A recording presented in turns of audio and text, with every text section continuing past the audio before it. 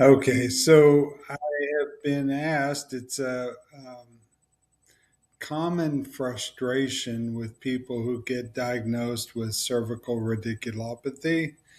Um, the basic description is a pinched nerve root as it exits the neck, and it sounds very simple, but for many people that I spend time with and talk to, they have a really hard time getting this issue to recover.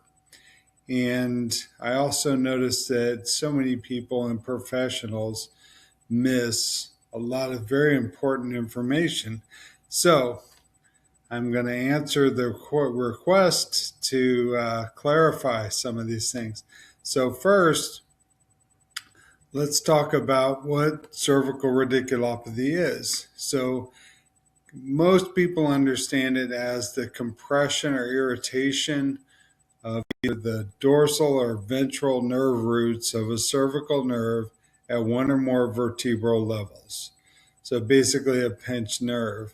And the compression can come from a disc herniation, osteophyte, or other. It says mass effects in this, excuse me, in this definition, but there's just other tissues, and those tissues can become inflamed. Other problems can evolve that limit the space. And then this will create symptoms, which are commonly arm pain, weakness, sensory loss, and you may or may not have neck pain. And so this is what, when if you're watching this, probably this is your frustration: is the pain, the weakness, the sensory issue or loss, and or the neck pain, and you want to solve those things.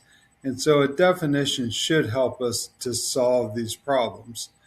So there is another definition I have on here that really just focuses on the pinched nerve in the neck.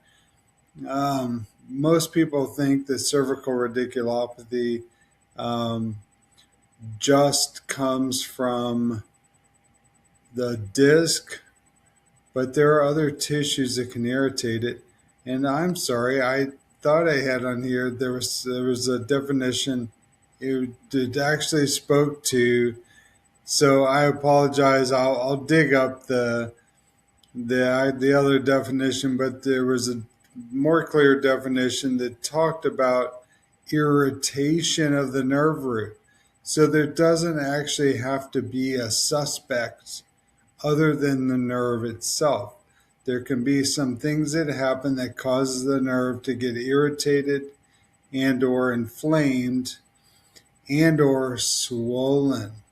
And so you have to keep in mind that now with this irritated or swollen nerve is taking up more space, and it also is more stiff. So nerves are typically very malleable structures. They're incredible structures. If you're interested in knowing more about nerves, go ahead and comment nerves, and I'll get something to you. I apologize for this hair trigger cough. So, uh, what I wanted to let you know is it's not just about the disc, and it's not just about some structure pushing on the nerve. The nerve itself can actually be a cause for this problem. And so I wanted to look at some of these images, and I do obviously have these links here. You can grab them. If you would like a list of these links so you can go look at these sources, comment links. I will say that I only grab the links based on the images, not on the content of the material. So I haven't vetted these resources except for these images. Okay, this image looks pretty complex, but it's actually quite simple. We have, so we do see a cutaway of a disc, and then behind the disc, or looking like it's around the disc, is part of the vertebra. And so this structure poking out to each side is also part of the vertebra, and this structure poking up this way as part of the vertebra, and it creates this chamber called the spinal canal. And this is actually a cutaway of the cord. And then you can see there's a branch that branches off from the cord on the back side. That's the dorsal nerve root. And then on the front side, that's a ventral nerve root. And then they come together and they form a single package that exits. And then the nerve then starts to branch off and innervate different structures. So I wanted to give you a picture of all this is happening. And then let me scroll down here. So this is just a more basic view of the cord itself, and then the dorsal nerve roots. So these branches branch away, come together, and they form this dorsal nerve root. And there's this ventral nerve root. Okay, and these have different functions in the body. And so you could have the dorsal nerve root be more irritated. And so then you might suffer more sensory type symptoms. You could have the ventral root more irritated, and then you might suffer motor functions, weakness, and impairment in movement.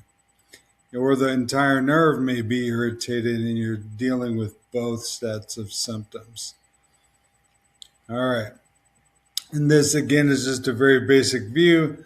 We have the base of the skull, and then so these are the different vertebral bodies. We're not seeing the lateral processes or any other parts of the structure of the spinal column, just a vertebral body, the notion that there's a disc here, but then also the notion that these nerve roots exit at these different levels. And so this is the C1 level, the C2, the C3. And then this goes down to show you that there are nerve roots at the thoracic levels as well. Excuse me. Okay, so something that I wanted you to be able to also visualize. So we're seeing kind of here we have the whole vertebra. You can see the vertebral body, and then this is a transverse process. And you can see that this transverse process, there's a joint between this one and the one below. Okay? So these are articulated not just at the spinal column, but they're articulated to the side as well. And that actually matters because you see these nerve roots exit. They don't exit out of some fixed size hole. They actually exit out of a space that is defined by the structure of one vertebra below and one vertebra above. And so what that means is the space that the nerve exits, even if it's encroached on by a herniated disc, as you might see here, or osteophytes, as you might see here, or the cord somehow got irritated and that's caused the nerve to get irritated, we can still maneuver the body to create more space. Now, why does that matter? Creating more space can reduce the degree of compression. The degree of compression matters because the nerve itself carries a significant blood supply. There's lots of veins and arteries and nerves. Why? Neural tissue, the neuron, has a very high demand for energy. When you're at rest, those nerves, even though they make up less than 3% of the volume of your body, those nerves demand 20% of your energy. And so how that relates to recovery is when a nerve gets compressed, those veins especially get occluded, they get shut down, so they can't circulate. So the nerve gets irritated. When the nerve gets irritated, it gets swollen. When it gets swollen, it gets stiff and irritable. So if a nerve is irritable, it can start causing all kinds of other problems in your body. That's where you'll feel all those symptoms. Another thing that can happen when you're dealing with a nerve root issue is that this area, we're showing it coming all the way down and through, but it's this area, especially up closer to the neck, is very vulnerable um, to tension problems. So the brachial plexus is just the cluster of nerves as they exit, and they form this sort of package that goes down and then goes into your arm and then branches off into different areas. It also branches off into your chest and your upper back for those of you with pectoral or scapular pain. So this brachial plexus can suffer. Now, when I mentioned that for the nerve root, if we create more space, the nerve root can now get some relief and start to recover. This brachial plexus may be suffering from the swollen irritability of the nerve, and or it may have gotten stretched at some point. And so brachial plexus usually does not like stretch when the nerve complex is irritated. So we may have to do something to reduce the tension on the brachial plexus. But that's not all. In the same image, you can see there's like the cutaway of the collarbone. So the brachial plexus goes under the collarbone, above the ribs, and then down into the arm. And it goes through a channel called the thoracic outlet. And basically, these structures make up the thoracic outlet. And so if the thoracic outlet, if you have, say you have a swollen nerve, it might not fit as well through the thoracic outlet. And the thoracic outlet, just like the space around the nerve root, is adjustable. You can actually position yourself to have more space or less space through the thoracic outlet. And so if you're suffering compression at the thoracic outlet, you may need to open some space up there. This is the elbow. So the elbow has two tunnels as well. One is called the cubital tunnel, and the ulnar nerve goes through this. It's basically some fascia that wraps over it. But if you have a swollen nerve and it's trying to go through this tunnel, they can become impaired. Most can. Then if you use your phone a lot, this tunnel itself can start to get irritated. The nerve can get compressed slightly because of the constant flexion of your elbow. Or people who sleep with their elbows closed, they can wake up with their hands numb or their forearm aching. It's because they've compressed the space too much for too long, and the nerve didn't get the circulation it needs. Good news is we can open that space as well. Now, I said there's another tunnel, different type of picture, but you can see the radial nerve goes through these muscles and through this area as well. So this is also considered another tunnel the nerve has to go through, and you can get compression issues there. Now, let's go further. I'm sure you guys have heard of the carpal tunnel. Well, the carpal tunnel is basically just some space underneath ligaments between bones, and tendons are packed in there as well, as you can see here. But there's one of the nerve branches that goes down the arm called the median nerve.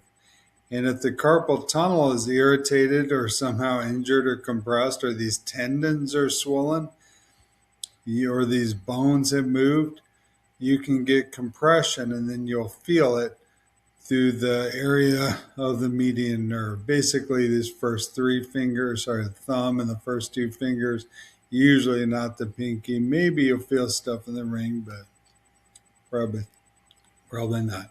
And oh yeah, yes, there is a way to open up the without surgery to create more space at the carpal tunnel so you can help that nerve to breathe again and start to recover. When nerves get their circulation, nerves can recover. Any tissue in the body with proper stimulation and circulation can recover. Now, I just wanted to show this because there are the radial ulnar and median nerve all go into the hand. It's just that the ulnar and radial do not go through the carpal tunnel. So if you do have symptoms in your pinky, in your ring finger, those might not have anything to do with the carpal tunnel, but whenever people have nerve issues in their hand, they start wondering if it's a carpal tunnel. Again, if you want access to these links, I haven't vetted them for the rest of the material. I just grabbed them for the pictures. What we're talking about is why cervical radiculopathy can feel so hard to recover. And then I wanted to point out all these things that people miss. Hopefully you found this helpful. If you did, make a remark, but then also make sure you subscribe to my YouTube channel so you can get access to more great stuff like this.